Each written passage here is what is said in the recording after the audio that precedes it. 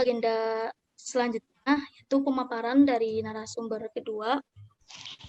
Sebelumnya saya akan memperkenalkan dari narasumber 2, tadi sudah diperkenalkan juga oleh Ninungi.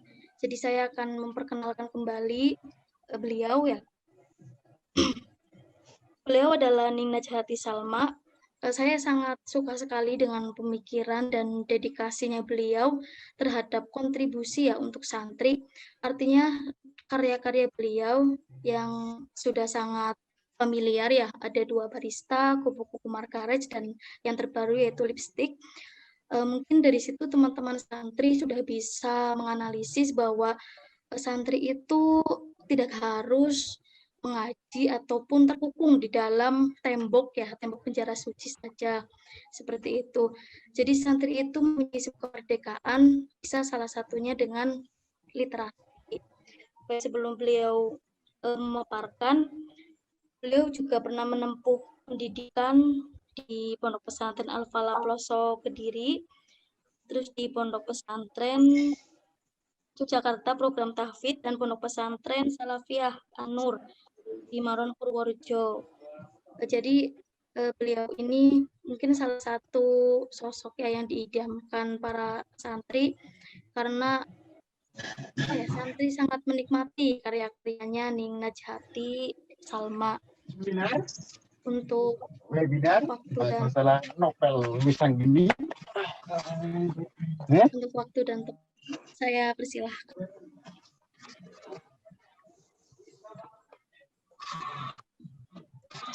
Silakan.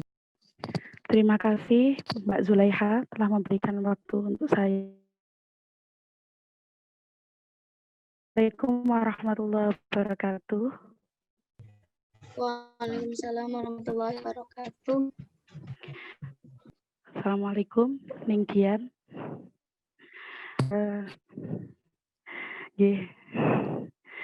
Alhamdulillah wa syukurillah wassalatu wassalamu ala asyrafil anbiya'i wal mursalin wa ala alihi wa sahbihi ajma'in. Rabbi shrah li sadri wa yassir li amri wahlul 'uqdatam min lisani yafqahu qawli, amma ba'du. Yang saya hormati penulis novel Wisanggeni Ning Dian Nur Hidayah, yang saya hormati pengasuh Pondok Pesantren Al Bayan Gus Firdaus Subki, yang saya hormati narasumber ketiga yaitu Ning Mahmiyah. Beliau adalah penerima beasiswa LPDPI yang sekarang S3 di Universitas Gadjah Mada. Yang saya hormati juga teman-teman Pondok Pesantren Al Bayan, baik putra maupun putri yang malam hari ini sedang menyimak pemaparan kami, dan juga mungkin audiens dari luar, atau juga mungkin alumni PP Al Bayan, alumni yang sekarang sudah menjadi ibu rumah tangga. Salah satunya adalah teman saya yang pernah mondok di Asidikiyah. Tadi saya lihat-lihat ada yang alumni Al Bayan, ternyata teman lama saya yang sudah 10 tahun lalu nggak bertemu. Namanya Mbak Atikah MG, dan senang sekali bertemu di sini.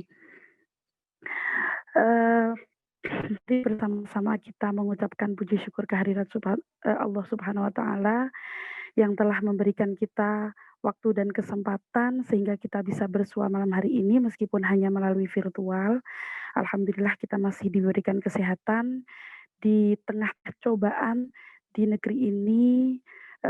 Dengan kita sedang dicoba dengan pandemi yang luar biasa, semoga pandemi ini segera diangkat dari negeri kita tercinta ini. Allahumma amin. Mari bersama-sama kita mengucapkan Alhamdulillahirabbil alamin. Salawat serta salam kita haturkan kepada junjungan kita Nabi Agung Muhammad Sallallahu Alaihi Wasallam. Semoga kita semua memanfaatnya. Allahumma amin.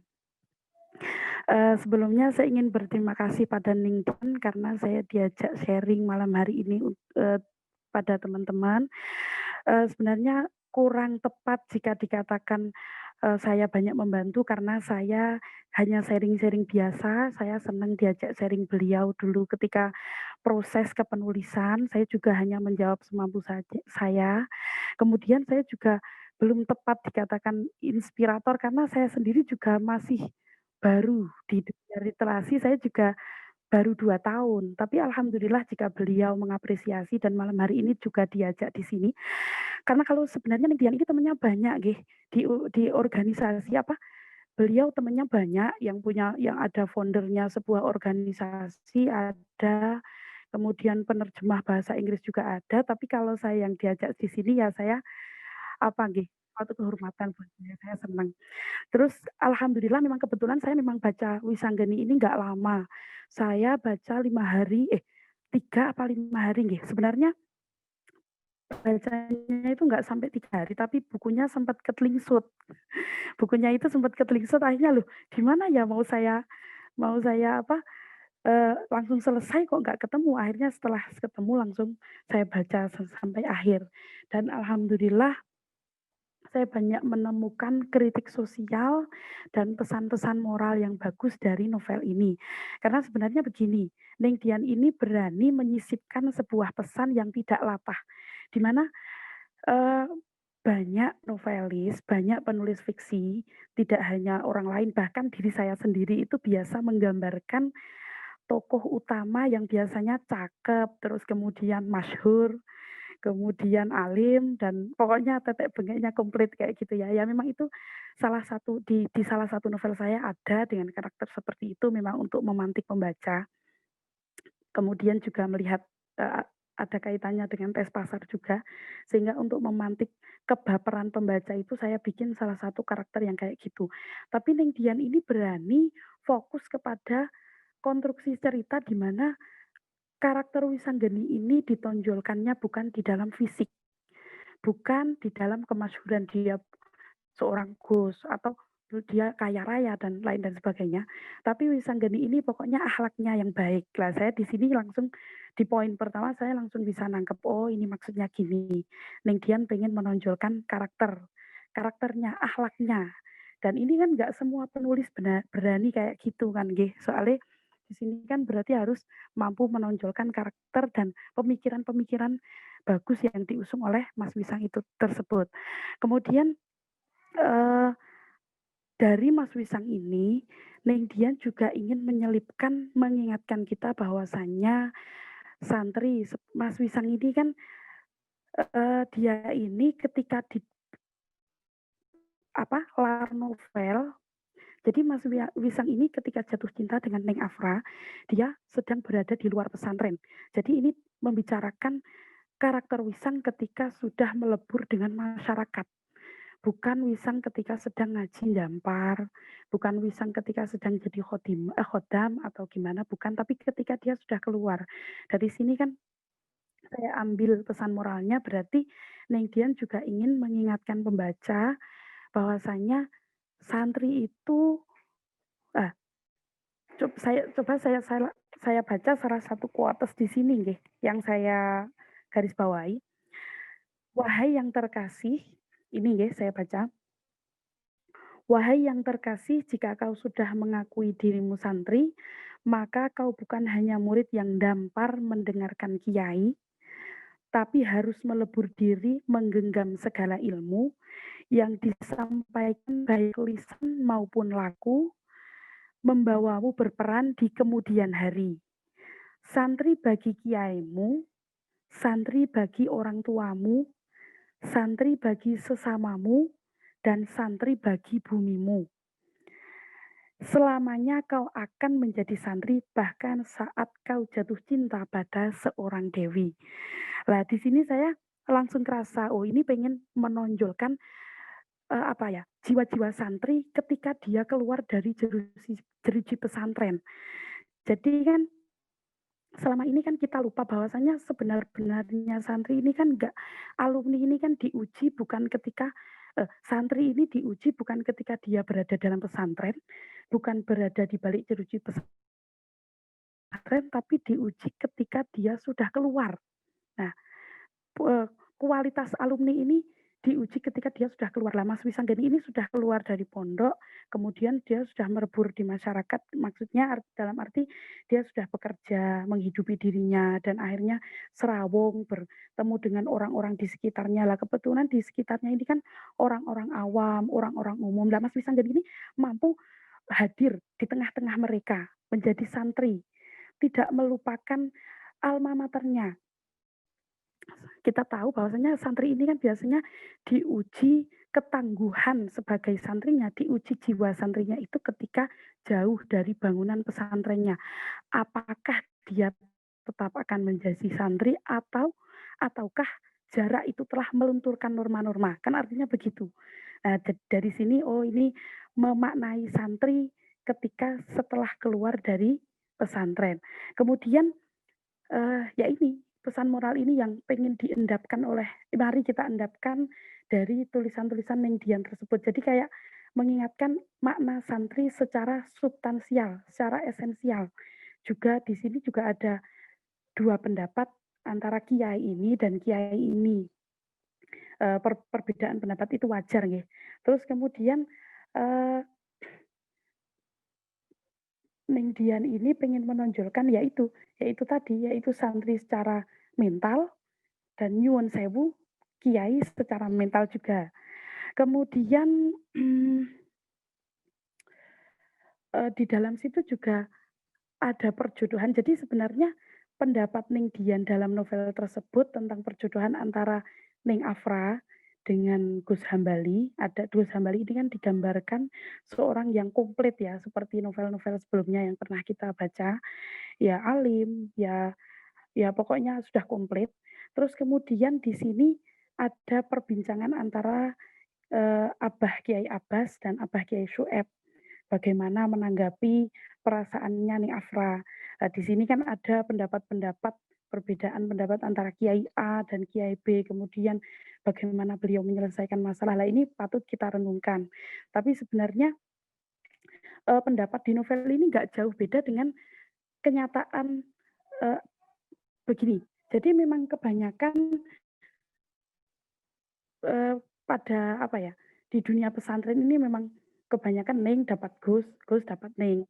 Tapi insya Allah sebenarnya tidak sedikit pesantren juga yang memiliki pendapat lebih melihat kepada karakter calonnya, bukan kepada kemasyhuran atau bukan kepada siapa putra siapa, tapi lebih kepada akhlaknya. Dan alhamdulillah di sekeliling saya itu tidak sedikit seperti itu. Bahkan dulu ketika orang tua saya mencarikan calon juga yang paling dilihat itu karakter orangnya.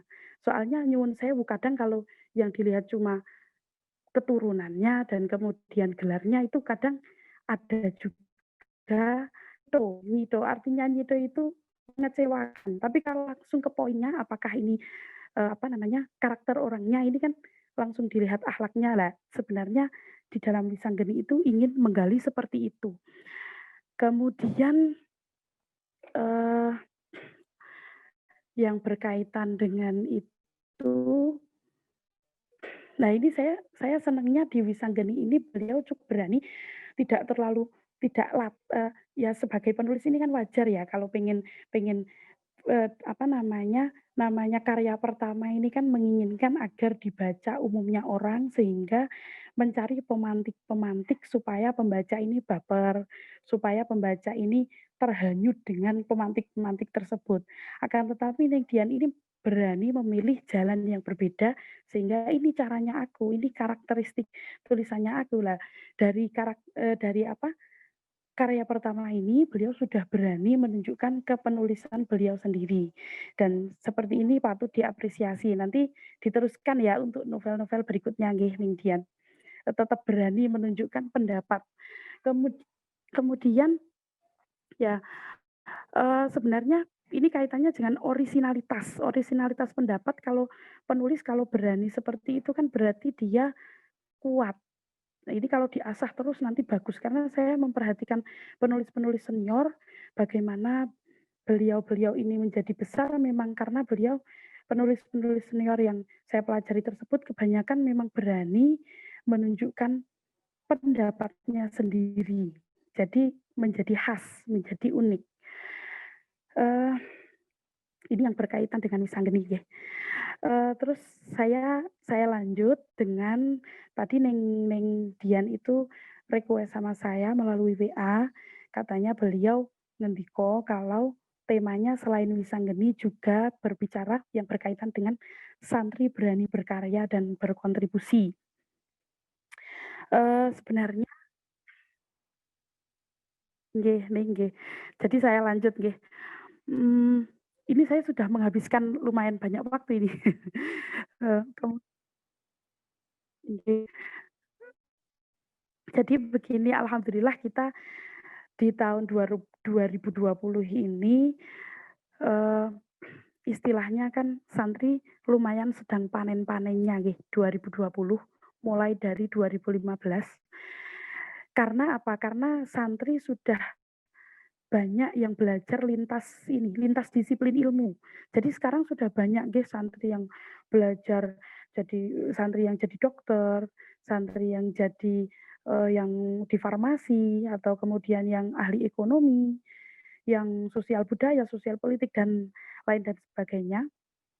Dan alhamdulillah ini cukup mewarnai, sehingga karena beragamnya lintas disiplin ilmu yang telah dirambah santri ini, akhirnya mereka saling bertemu antara santri satu dengan santri yang lainnya, kemudian saling saling bicara, saling belajar, kan saling mewarnai nggih, sehingga itu menimbulkan istilahnya antara santri satu dengan yang lainnya saling berbicara, kan melahirkan ilmu baru. Artinya begini, sebenarnya kalau kita angen-angen antara, kita sebagai santri ini kita penting senang bersilaturahmi dan belajar atau berkenalan dengan orang baru. Seperti saya kebetulan sama Ningdian ini ketemunya melalui online. Tapi karena kita satu frekuensi, jadi rasanya dekat, rasanya kayak akrab gitu. Nah, ini juga saya belajar dari beliau. Kemudian melalui beliau saya jadi kenal dengan santri-santri Elbayan. Nah, ini saya angen-angen ternyata kita tuh selain yang pertama kita ngaji, nah ngaji itu paling penting ya, nomor satu. Terus setelah itu seperti seperti dawuhnya Rasulullah SAW untuk memperpanjang umur dengan silaturahmi. Nah, silaturahmi menemukan jaringan-jaringan baru, networking baru, karena dengan menemukan jaringan baru itu sebenarnya kita sedang belajar. Lah kaitannya dengan berkarya dan berkontribusi itu kita bisa open mind, bisa terbuka pikirannya itu memang melalui bertemu orang lain. Kita akan susah terbuka pikirannya atau susah mendapatkan ilmu baru kalau kita tidak open minded. Kalau kita ini hanya senang bertemu dengan circle kita, dengan orang-orang yang kita temui itu saja, kita tidak mau belajar dari orang dari luar kita, jadi kita stagnan. Berkaitan dengan entrepreneur juga begitu, sangat kompleks. Untuk menjadi seorang entrepreneur ini juga butuh sekali bertemu dengan orang lain. Nah, kemudian kenapa saya berbicara seperti ini, ternyata saya angen-angen banyak hal, banyak kontribusi santri atau banyak karya yang diciptakan itu tidak melulu oleh satu orang, tapi ternyata kolaborasi. Jadi, kalau istilahnya anak zaman sekarang itu, kolaborasi adalah kunci. Ya, seperti ada contoh teman saya ini seorang santri tulen, dia sama sekali nggak sekolah, kebetulan memang teman saya dulu mondok di Anur, hafidhah itu dia jadi desainer. Kemudian setelah dia jadi desainer, dia desainernya serius, kemudian beriklan melalui ADS, melalui IG ADS, Facebook ADS, dan akhirnya bertemu dengan teman-temannya di JMP, Jogja Muslimah Planner. Setelah itu dia akhirnya sekarang udah pernah ini, Fashion Week di Paris dan pernah juga di Australia. Kemudian saya langsung ngobrol sama beliau karena dia kan memang kebetulan sahabat saya. Ini gimana ini perjalanannya bisa ke Paris sama Australia itu gimana? Akhirnya kita ngobrol panjang lebar, terus saya cari celahnya, saya cari ilmunya, gimana perjalanan dia. Oh, ini ternyata sangat berkaitan dengan kolaborasi, berkaitan dengan berani bertemu dengan networking, jaringan-jaringan baru, dan juga berani keluar dari zona nyaman. Jadi dia yang tadinya bahasa Inggrisnya itu tengklok-ketot, tapi dia mau belajar. Tapi kemudian dia bertemu dengan teman-teman, akhirnya berkembang sampai Fashion Week tersebut di Paris dan Australia. Nah, itu tidak akan terjadi kalau dia ini hanya stagnan saja, hanya bertemu dengan orang-orang itu saja. bisa jadi temennya yang dia ajak ke Paris ini kebetulan gini. Jadi teman saya ini memang jadi bukan berarti saya mengecilkan santri nggih. Santri ini luar biasa, potensinya besar. Tapi orang luar ini butuh berkontribusi, butuh berkolaborasi dengan santri. Ada contoh lagi seperti pembuatan digital falak. Ada seorang yai, beliau ahli falak, kemudian beliau berkolaborasi, bekerja sama dengan orang yang ahli membuat aplikasi. Lah, pembuat aplikasi kan belum tentu bisa memahami falak. Nggih, pembuat aplikasi kan ya susah nggih belajar falak bertahun-tahun kan tidak semudah itu. Tapi kemudian dengan adanya kolaborasi akhirnya terciptalah digital falak dan akhirnya justru malah ahli falak tersebut itu bisa membuat aplikasi sendiri pada akhirnya. Dia tidak tergantung lagi dengan para pembuat aplikasi tersebut. Padahal pembuat digital falak tersebut beliau itu sama sekali tidak sekolah formal, SD-nya tidak lulus. Nggih. SD-nya justru tidak lulus. Saya wawancara langsung pada beliau, dulu jenengan mondok di mana, akhirnya beliau tulis di mana termasuk di Pondok Al-Falah Ploso juga dan lain dan sebagainya. Terus saya bertanya, "Lah dulu sekolahnya formalnya di mana?" Ternyata beliau, "Wah, saya nggak sempat sekolah SD karena saya langsung dikirim ke Sidogiri dan langsung fokus ngaji apa namanya, ini ngaji dampar gitu." Nah, dari sini saya, oh berarti kolaborasi ini sangat penting. Ada lagi, beliau juga berkolaborasi dengan ahli yang berkaitan dengan masalah head, ya, masalah head.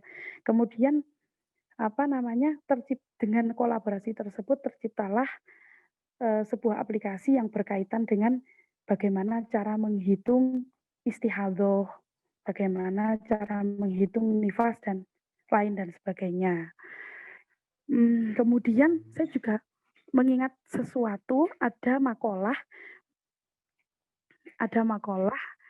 begini, berkaitan dengan ini saya pernah membaca makalahnya ini begini, "Man tabaharo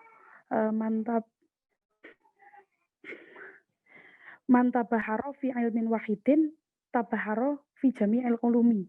Nah, saya ini mengangen-angen, saya renungkan begini, kok barang siapa yang mahir dalam satu ilmu, seakan-akan dia menguasai dalam semua ilmu. Lah di sini saya utek-utek sendiri. Ini maksudnya gimana? Maksudnya gimana? Masa ya kita mau hanya belajar satu saja, seolah-olah yang penting itu satu ditekuni, yang lain-lain tinggalkan, seolah-olah kan kayak gitu. Ternyata saya angen-angen, oh jadi kalau kita menyukai ilmu, kita pelajari, kita asah skill kita menyukai apa misalnya gitu. Kita menyukai sesuatu, kecenderungan kita ini kita asah dengan sungguh-sungguh, lama-lama kan skillnya meningkat, kemudian bisa jadi job. Uh, Mohon maaf, ketika satu orang menguasai satu bidang, kemudian dia berkolaborasi dengan orang lain, wah ini tentu saja hasilnya akan sangat luar biasa. Saya juga membayangkan ketika seorang santri yang ahli fikih, yang benar-benar ahli fikih, kemudian dia berkolaborasi dengan konten kreator yang nggak bisa ngaji, tapi berkolaborasi, ya ini akan menghasilkan konten yang fakih dan juga punya referensi. Wah ini luar biasa. Tapi bukan berarti saya mengajak santri biar hanya belajar ini saja, yang itu enggak, itu bukan begitu nggih. Tapi lebih kepada gini, kita mau berkenalan dengan orang baru, dan kita mau belajar dari orang lain. Tapi pada saat yang sama, kita tetap menekuni bidang kita. Artinya kita tetap ngaji yang serius, karena kita memang santri deh. Kita tetap ngaji yang sungguh-sungguh, tapi nanti setelah kita selesai ngaji, kita mau belajar dari orang-orang baru. Kemudian ada satu hal lagi yang saya pelajari dari teman online saya. Jadi belum lama ini kami menerbitkan bukunya Lora Ismail Amin Khalil. Itu beliau kebetulan sebenarnya beliau dulu khusyuk sekali. Beliau nggak ahli sosmed, tapi setelah beliau belajarnya selesai, ya di tengah-tengah proses belajarnya di Yaman itu beliau nulis-nulis tentang Yaman. Kemudian akhirnya tulisannya beliau itu di-share puluhan ribu orang, bahkan sudah banyak sekali. Terus sekarang menyambung sampai ke IG beliau. Dan tulisannya itu dan beliau itu membuka diri, artinya di Instagramnya itu dia buka untuk tanya jawab berkaitan dengan hukum. Nah akhirnya di sini dengan adanya tanya jawab tersebut, kemudian tulisan-tulisan beliau juga di-share, tambah di-share semakin banyak yang membaca, itu bukunya beliau itu nggak ada 1 minggu 1000 eksemplar itu sudah terbooking.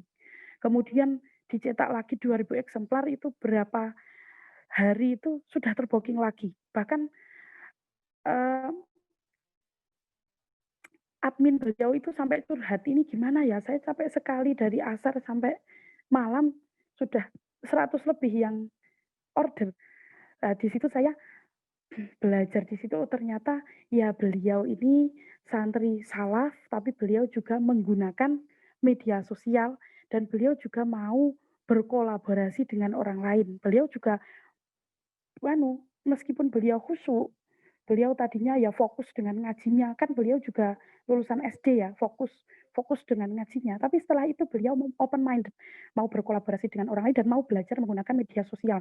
Toh setelah itu beliau jadi mengenal banyak orang. Nah, mungkin poinnya yang saya sampaikan untuk teman-teman untuk senang membuka diri, belajar dari orang lain, tapi pada saat yang sama juga menekuni bidang yang sedang kita pelajari, itu penting sekali.